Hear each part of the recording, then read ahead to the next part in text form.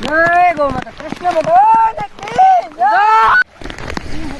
નહીં ફરવા જો તો હું ખાઈ સેવા ભાઈઓ તળાવમાંથી નાખીને જાય છે. જય ગૌ માતા.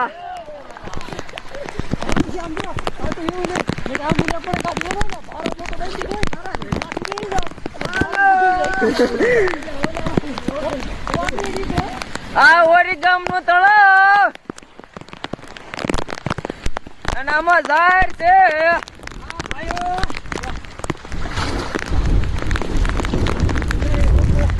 ઢિયાર પશુ માટે નીર નાખવી છે.